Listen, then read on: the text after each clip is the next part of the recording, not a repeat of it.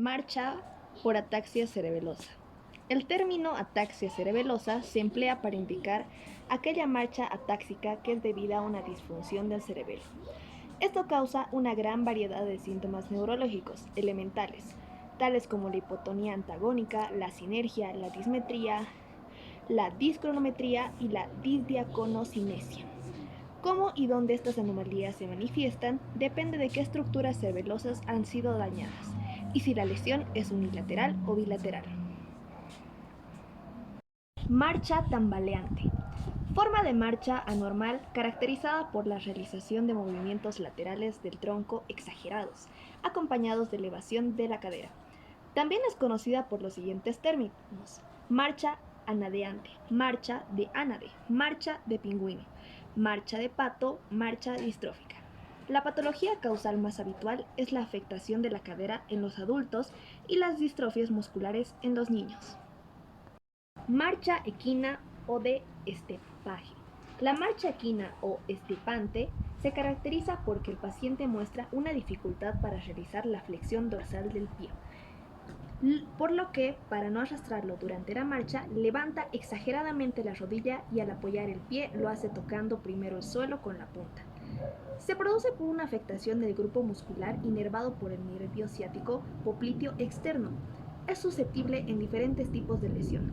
Algunas de estas son la compresión del nervio por una hernia de disco lumbar, por ejemplo la L4, L5 o S1, un trauma nervio ciático o una espondilolistesis. Marcha espástica. La espasticidad es una de las manifestaciones más frecuentes del denominado síndrome piramidal. Clínicamente, la espasticidad puede percibirse como una sensación de resistencia aumentada a la movilización pasiva de un segmento de la extremidad de un paciente, que se encuentra en decúbito y relajado. Esta resistencia puede aumentar y alcanzar un máximo en determinado arco del movimiento. En lo que se refiere a la marcha característica en pacientes afectos de espasticidad, en ellos se produce un caminar rígido con pies de arrastre, resultantes de una contracción muscular unilateral prolongada. Cuando son ambas extremidades inferiores las que están espásticas, se produce una marcha en tijera. Marcha hemiparética. Este tipo de marcha se origina por una lesión unilateral de la vía piramidal. La marcha hemipléjica se caracteriza por la sinergia extensora. La extremidad inferior se mantiene en extensión durante todo el ciclo de la marcha. En la fase de balanceo realiza un movimiento de circunducción y en la fase de apoyo se eleva el centro de gravedad por caída de la pelvis hacia el lado opuesto por falta de musculatura abductora. El paciente camina lentamente, apoyando el peso del cuerpo sobre el miembro no afectado, desplazando el parético en arco, al tiempo que el brazo afectado permanece. Marcha paraparética. La marcha paraparética se ocasiona por la espasticidad bilateral de los miembros inferiores. Se debe con frecuencia a lesiones medulares que afectan a ambas vías piramidales al mismo tiempo. El paciente refiere una sensación de rigidez y pesadez en los miembros inferiores con dificultad para despegar los pies del suelo. Se debe a la hiperextensión espástica de ambos miembros inferiores con los pies en actitud de equinovaro. El apoyo del pie es digipirado, es decir, sobre los dedos, y para la propulsión de los miembros el paciente se ve obligado a efectuar rotaciones alternativas con inclinación del tronco a la derecha y a la izquierda sucesivamente para así poder propulsar el miembro desde la cadera. Marcha distónica. La marcha distónica es característica de la distonía muscular deformante. En ocasiones, el primer síntoma de una distonía consiste en una inversión de la posición del pie durante la marcha. Esta se realiza apoyándose sobre la parte externa del pie con una eversión, que se contrae en la rotación interna del tobillo. Cuando el trastorno es más intenso, puede aparecer nuevas posturas patológicas, con contracturas que se eleven bien la cadera o el hombro, o bien torsionan el tronco, el hombro o la cadera, como una tortícolis o una tortipelvis. Las contracturas musculares asociadas a las distonías pueden ser intermitentes o fijas. Marcha parkinsoniana. La marcha parkinsoniana es la que aparece de forma típica en los síndromes parkinsonianos avanzados. Al comienzo de la marcha, el tronco está flexionado hacia adelante, avanzando el centro de gravedad por delante de su posición habitual. con ambas piernas discretamente flexionadas por la rodilla y los brazos en semiflexión en el codo. Los pasos son muy cortos y rápidos, no llega a equilibrar la verticalidad del centro gravitatorio, por lo que el desequilibrio tiende a ser cada vez mayor, y al no ser capaces de alargar el paso, el intento de compensación se lleva a cabo con una especie de trote, cada vez más rápido que puede llegar a conducir a una caída. Marcha de Trendelenburg. Es también llamada marcha en sacudida del glúteo medio o de los abductores. Observamos la marcha de Trendelenburg en pacientes con mala función de los abductores. Si estos músculos se acortan, pierden su ventaja mecánica. A causa de una función inadecuada de los abductores pélvicos, el paciente con una marcha de Trendelenburg tiende a caer hacia el lado opuesto durante la fase de apoyo al lado afecto. Para evitar caerse, el paciente traslada su centro de gravedad hacia el lado afecto, desplazando el tronco y la cabeza en esa dirección. El resultado es una marcha con una sacudida lateral hacia el lado afecto, ocurriendo la sacudida durante la fase de apoyo del miembro afecto. Marcha apráxica. Se caracteriza por una pérdida por parte del paciente del conocimiento de saber utilizar las piernas para caminar. El enfermo parece no saber qué hacer con sus piernas, que no se separan del suelo como si estuvieran imantadas. En los casos avanzados, el paciente queda imposibilitado para andar y permanecer en decúbito en flexión.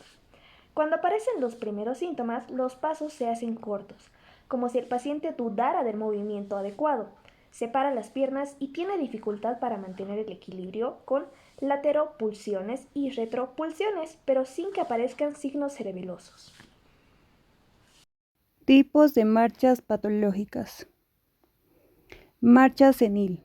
El trastorno senil de la marcha es probablemente multifactorial y presenta las siguientes características: pasos largos y rápidos con aumento de oscilación, postura rígida y en flexión, postura rígida y en extensión y postura rígida y en flexión. Marcha antálgica. La denominamos aquella alteración en el desplazamiento o apoyo normal de las piernas y pies que debe hacer el enfermo debido al dolor que una lesión del tipo que fuera le produce si intenta caminar de manera normal. Marcha miopática.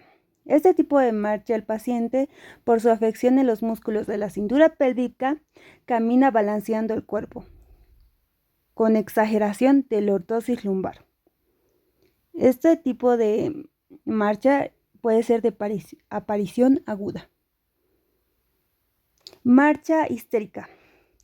Los aspectos son más teatrales. Las personas realizan movimientos de piernas exageradas, dando saltos con gran separación de pies. Se puede distinguir de otras marchas realmente patológicas porque al realizar bruscos se pueden caer las personas.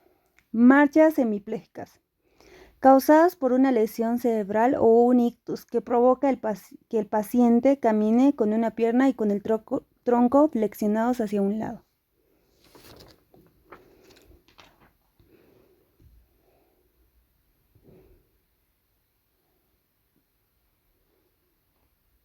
Marcha espástica. Ocurre cuando hay una lesión medular que afecta bilateralmente a las vías piramidales, por lo que afecta a ambos miembros inferiores.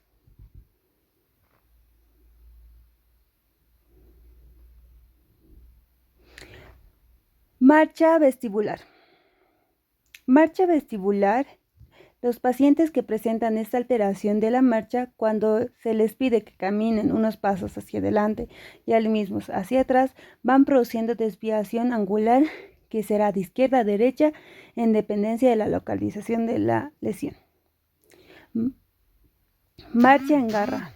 Es cuando el golpe del talón se realiza con gran intensidad, produciendo un sonido típico. Ocurre en neuropatías que afectan la sensibilidad profunda y percepción vibratoria. En este tipo de marcha se produce por pérdida de la información sensorial de los miembros inferiores.